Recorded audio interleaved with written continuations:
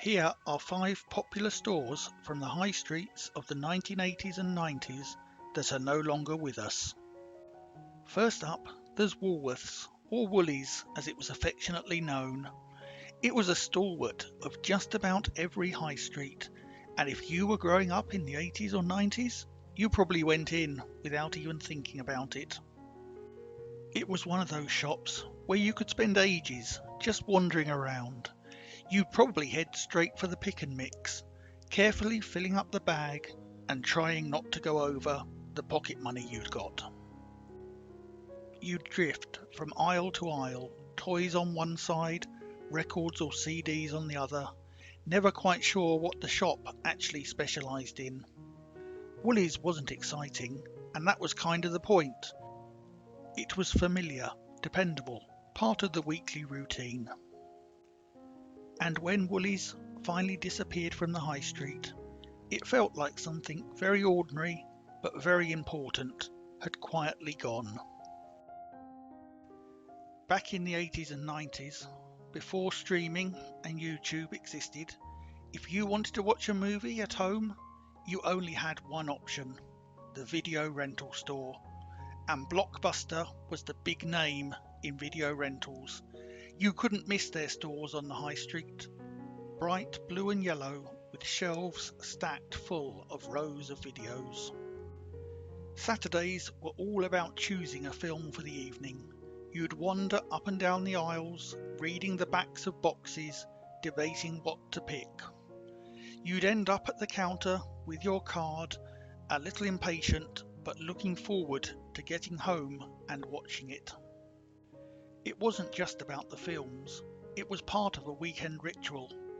Getting home, sitting down as a family, putting the tape in, pressing play, watching that latest movie and then not forgetting to rewind before you returned the tape. But now, when you pass the old Blockbuster sites, they're empty or repurposed. For a while though, they were a tiny, magical part of life.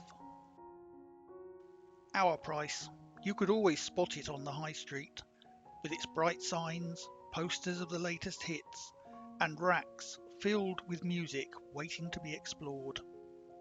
Saturdays meant wandering the aisles, flicking through vinyl and tapes, hunting for a favourite song or a new artist you hadn't heard before.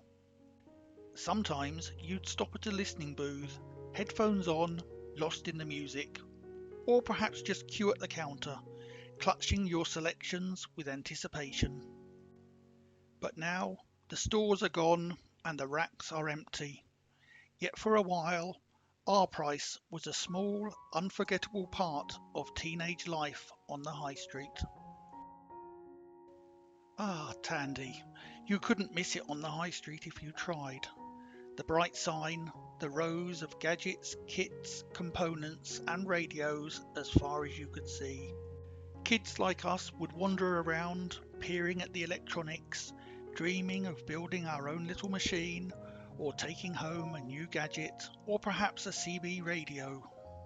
The shelves were full of things you didn't see anywhere else, tiny radios, components for your experiments, even the odd game or computer kit tucked in the corner.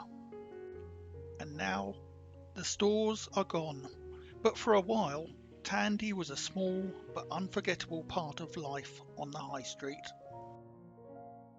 British Home Stores, or BHS as it later became, is another one of those stores that everyone remembers.